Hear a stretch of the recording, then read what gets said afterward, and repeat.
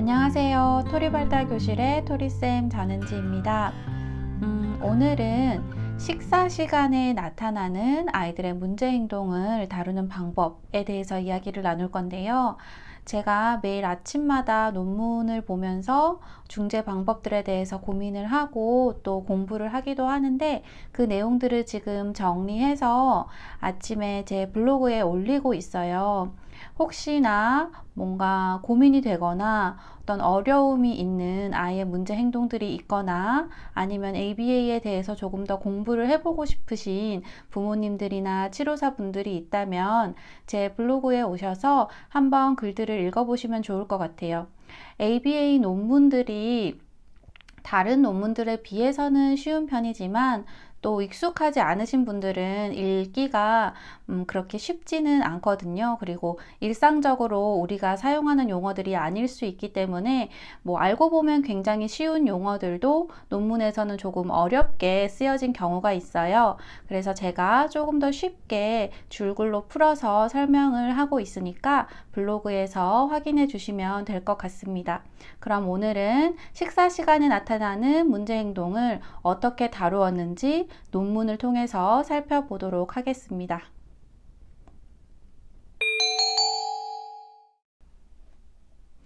유치원이나 가정에서 식사 시간이 유독 힘든 아이들이 있죠. 그러니까 식사 시간이 끝날 때까지 진득히 앉아있지를 못하고 뛰어다니거나 아니면 선호하는 음식이 아니면 잘 먹지를 않거나 또는 친구들이 뭐 먹는지 계속 쳐다보기만 하고 자기는 식사를 하지 않는다든지, 그리고 음식을 가지고 장난을 친다든지 하는 경우들이 있습니다. 이게 교사나 부모가 1대1로 그 아이만 봐줄 수 있는 상황이라면 식사 시간 지도가 조금 더 쉽겠지만 그렇지 않고 한 명의 교사가 여러 명의 아이들을 봐야 하는 경우에 한 아이만을 주의를 기울이고 그 아이에게 식사 지도를 하는 게 쉽지만은 않은 일이에요.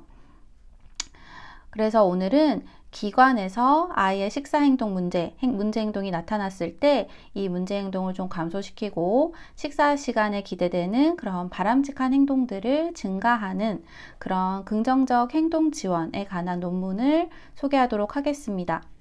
오늘 볼 논문은 2021년 유아특수교육학회에 실린 개별화된 긍정적 행동 지원이 아동 양육시설 유아의 식사시간 행동과 지시 따르기에 미치는 효과이고, 이 논문의 저자는 마은희 님입니다. 이 논문은 아동 양육시설에 거주하는 유아 3명을 연구 대상으로 하고 있고요. 식사시간 문제행동과 또 지시 따르기와 관련된 문제행동들, 그러니까 교사의 지시에 순응을 잘 하지 않는 그런 문제행동들을 모두 다루었는데, 이게 양이 조금 많아서 오늘은 그 중에서 식사시간 문제행동의 중재 위주로만 살펴보도록 하겠습니다. 연구에 참여한 3명의 유아들에 대해서 조금 더 자세히 알아야겠죠. 이 아이들은 만 4세였고 모두 다 문제 행동으로 인해서 전문적인 소견이 필요하다고 판단이 되고 의뢰된 아이들입니다. 다 언어적인 표현이 서툴었고, 그리고 식사 시간에 문제 행동을 많이 보였고, 또 교사의 지시를 따르는 걸 전반적으로 어려워한 친구들이었다고 해요. 이 논문에서는 식사 시간 문제 행동을 크게 3가지로 나누어서 보았습니다. 첫 번째는 자리 이탈, 두 번째는 산만한 행동, 세 번째는 비위생적 행동이에요. 이 문제 행동이 무엇이냐를 정의하는 것이 굉장히 중요한데, 이 한 아이에 대해서 여러 명의 교사들이 중재를 하거나 지도를 할 일이 많기 때문에 문제 행동을 무엇으로 볼 것인가를 정확하게 정해놓는 것이 굉장히 중요한 과정입니다. 정확하게 정해야지만 또 그 뒤에 정확하게 관찰을 하고 그 문제 행동이 얼마나 나타났는지를 체크를 해볼 수가 있어요. 첫 번째 자리 이탈로는 아이가 의자에서 내려와서 돌아다니는 거나 엉덩이가 의자에서 10cm 이상 떨어지도록 움직이는 거, 의자에 다리를 올려놓고 일어서는 거, 식탁에서 일어나 다른 친구나 성인이 배식하는 것을 참견하는 것이었습니다. 산만한 행동으로는 식사도구로 장난치기, 음식으로 장난치기, 음식을 먹지 않고 딴 곳을 응시하기, 음식을 먹지 않고 또래와 이야기하기, 입에 있는 음식을 씹지 않고 입안에 물고 있기, 옆 친구를 때리거나 몸으로 건드리기였습니다. 세 번째로 비위생적인 행동으로는 손으로 집어먹는다든지 아니면 옆 친구의 반찬이나 음식을 손으로 만진다든지 디저트를 손으로 집어먹거나 식탁에 떨어진 음식을 집어먹거나 식사 중에 음식을 흘리는 것, 이런 것들이 있었습니다. 그 ABC 관찰을 통해서 세심하게 이 아이가 어떤 상황에서 문제 행동을 일으키는지, 그리고 그 문제 행동을 통해서 아이가 얻고자 하는 것이 무엇인지, 그러니까 문제 행동의 기능을 파악을 하는데요. 이 연구 논문에서 ABC 관찰을 한 결과 아이들은 그 생활지도원, 그러니까 선생님이겠죠. 생활지도원에 관심이 적을 때, 아니면 메뉴가 아이들이 좋아하는 것이 아니었을 때, 그리고 좀 산만하게 하는 자극을 받았을 때 문제 행동이 나타나거나 혹은 원래 있었던 문제 행동이긴 하지만 그것들이 더 급격히 증가하는 것으로 가설을 설정을 하였습니다. 그러면 이 문제 행동을 중재하는 방향은 이 가설에 맞게 만들어져야 해요. 그냥 식사 시간에는 이렇게 해야 된다더라 해서 중재 계획을 짜는 게 아니라 개별화된, 그러니까 이 아이의 문제 행동의 기능에 맞추어서 문제 행동의 중재 방향이 결정이 되는 것이죠. PBS 중재 방법은 제가 이전에도 여러 번 설명을 드렸었는데요.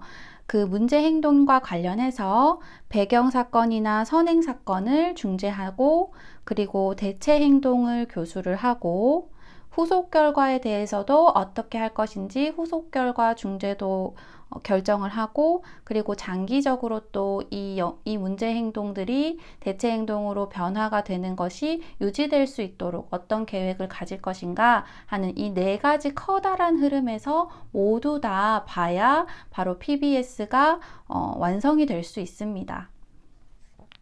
그래서 조금 더 상세하게 그럼 식사 지도를 위해서 어떤 중재 방법을 설정을 했는지 보도록 하겠습니다. 먼저 배경 선행 사건 중재로는 물리적 환경 수정, 사회적 환경 수정, 교수적 환경 수정이라고 해서 여러 가지 그런 환경들, 아이의 주변 환경들을 바꾸어 주었어요.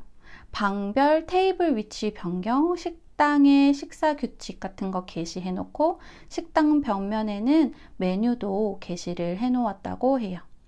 또 식사 시간 전에 당도가 높은 간식은 제공하지 않았고, 그러니까 밥을 먹는 것에 대한 동기를 더 높이기 위함이겠죠. 그리고 양육자의 옆자리로 아동의 좌석을 배치를 하고, 식사 도중에 유아의 주의를 산만하게 하지 않도록 협조를 요청하였다고 합니다. 이 협조는 주변 친구들에게도 이야기를 해놓았을 수도 있고, 여기 정확하게는 제가 못 찾았는데, 아니면 그 기관에서 어떤 특정한 음악 소리를 식사 시간에 틀어준다든지 뭐 이런 것들을 하지 않도록 했겠죠. 그리고 식사하기 전에 식사 규칙을 상기를 한번 시켜주고, 또 식사하는 도중에 양육자가 주기적으로 아이에게 관심을 제공하고, 그리고 식사 마치는 시간을 미리 아이에게 알려주었다고 합니다. 대체 행동 교수 방법으로는 언어적 표현을 가르쳤는데, 일단 그만 먹고 싶을 때 그만 먹고 싶어요 라고 말하는 연습을 시킨다든지, 식사도구 사용법 지도, 그러니까 손이 아니라 숟가락과 젓가락을 사용해서 음식을 먹을 수 있도록 또 지도를 하고, 그리고 식사 순서도 밥이랑 반찬이랑 국이랑 이렇게 번갈아 가면서 먹는 순서에 대한 표를 미리 식탁에 붙여 놓았다고 합니다. 그리고 이렇게 식사를 잘 마쳤을 때 논리적인 결과, 그러니까 후속 결과로 또래들이랑 놀 수 있다거나 아니면 TV 볼 수 있는 시간이 늘어난다는 것을 알려주었다고 해요. 그리고 또 아이에게 기대되는 행동, 바람직한 식사 시간의 행동들에 대해서 알려주기 위해서 밥을 잘 먹고 있는 사진을 붙여 놓았다고 합니다. 그리고 후속 결과 중재로는 일단 바람직한 행동, 그러니까 아이가 식사를 했을 때는 바른 자세로 식사를 했다는 것에 대해서 아이에게 칭찬을 해주었고, 또 언어적인 강화뿐만이 아니라 비언어적 강화 있죠. 신체적인 접촉이라든지 아니면 어떤 아이를 인정한다는 듯한 제스처 같은 거, 이런 것들도 해주었다고 합니다. 머리 쓰다듬어 주기, 이런 신체적 접촉도 있었고, 그리고 이런 누군가의 칭찬이나 인정뿐만이 아니라 직접적으로 아이에게 또 다른 보상 체계를 적용을 했는데, 어떻게 했냐면 비선호 음식일 경우에 이것을 억지로 먹이는 게 아니라 한 번만 더 먹고 그만 먹기를 했고, 그리고 바른 자세로 식사를 했을 경우에는 아이에게 스티커를 제공을 해서 스티커를 모으면 나중에 TV 프로그램을 아이가 선택할 수 있도록 TV 선택권을 주었다고 합니다. 그리고 아이가 이제 바람직한 행동이 아니라 문제 행동을 보였을 때는 놀이 시간이 나중에 줄어들고, 그리고 TV 채널 선택권이 없도록 하는 소거 전략을 사용했습니다. 마지막으로 이 행동 변화가 오랜 시간 동안 유지될 수 있도록 하기 위해서는 결국 나중에는 보상 체계라든지 직접적인 언어적 칭찬 같은 것들이 중재 기간 동안만큼 즉각적으로 제공될 수 없잖아요. 그래서 오랫동안 좀 이 바람직한 행동들이 유지되도록 하기 위해서는 장기적인 지원 계획이 필요하고, 이런 계획들 또한 미리 세워 놓았습니다. 장기적 지원 계획으로는 스티커를 다 모으면 나중에는 TV 채널권이 아니라 뭔가 양육자와 개별 데이트 시간을 가질 수 있다든지, 아니면 스티커 보상에서 언어적 칭찬으로 전환을 시켜준다든지, 그리고 선호하지 않은 음식도 계속해서 편식하는 걸 받아줄 수만은 없기 때문에 선호하지 않는 음식도 한 개라도 먹어볼 수 있도록 하였다고 해요.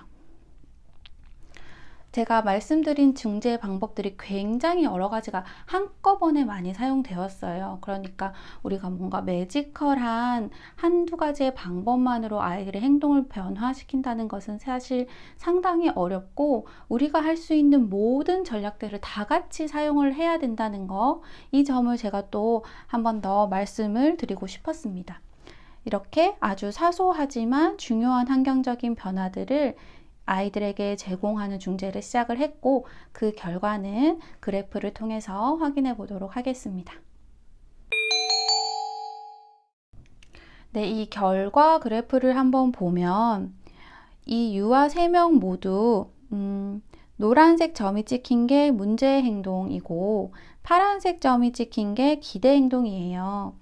그래서 유아 3명 모두 약간 정도의 차이는 있기는 하지만 문제 행동, 그러니까 노란색 점들이 다 감소를 했고, 그리고 파란색 점으로 이루어진 선, 기대되는 행동, 바람직한 행동은 계속 증가하는 것을 볼 수가 있습니다. 그러니까 이번 중재, 아까 계획을 쭉 말씀을 드렸었죠. 그 중재 전략들이 이 아이들에게 효과적으로 작용했다는 것을 굉장히 간단하게 이 표를 통해서 확인을 할 수가 있습니다. 그리고 시간이 지났을 때도 이 아이들의 어떤 기대되는 행동, 바람직한 행동을 하는 비율들이 유지가 되고 있어요. 이게 지금 기초선부터 해서 유지까지 총 24회기 정도가 걸렸는데, 그러면 여기 논문에서는 주 3회 정도 실시를 했다고 하니까 24회기 중재가 실시되었으면 한 2달 정도 기초선, 중재, 유지 이렇게 해서 2달 정도가 걸렸다라고 보시면 돼요. 그러니까 1, 2주 만에 반짝 어떤 결과를 얻은 게 아니에요. 정말 선생님들이 꾸준히 이 중재 전략들을 아이들에게 적용을 했기 때문에 아이들의 행동 변화를 볼 수가 있었습니다.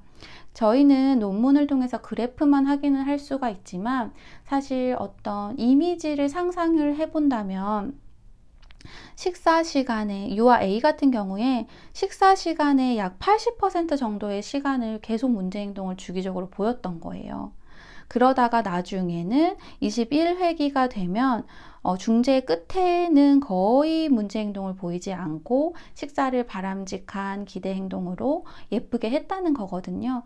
그러니까 이 아이에게도 변화가 생겼겠지만 이 아이를 둘러싼 주변 환경, 그리고 그 교실의 식사 분위기 같은 것들이 모두 다 굉장히 긍정적으로 변했다는 것을 우리가 상상을 해볼 수 있을 것 같아요. 그리고 제가 이 논문을 정리를 한번 쭉 하면서 느낀 것은 그 중재 계획을 어쨌든 처음에 설정을 하면은 아이의 행동 변화가 시작되고 그 행동 변화들이 정착될 때까지는 굉장히 오랜 시간 꾸준히 중재를 일관성 있게 하면서 기다려줘야 된다는 거예요. 그러니까 어떤 중재를 하시든 급하게 마음 먹지 마시고 꾸준히 해야 된다는 거, 이 점을 꼭 기억해 주셨으면 좋겠습니다. 그러면 오늘은 여기까지 하고 다음 영상에서는 또 다른 논문 가지고 와볼게요. 감사합니다.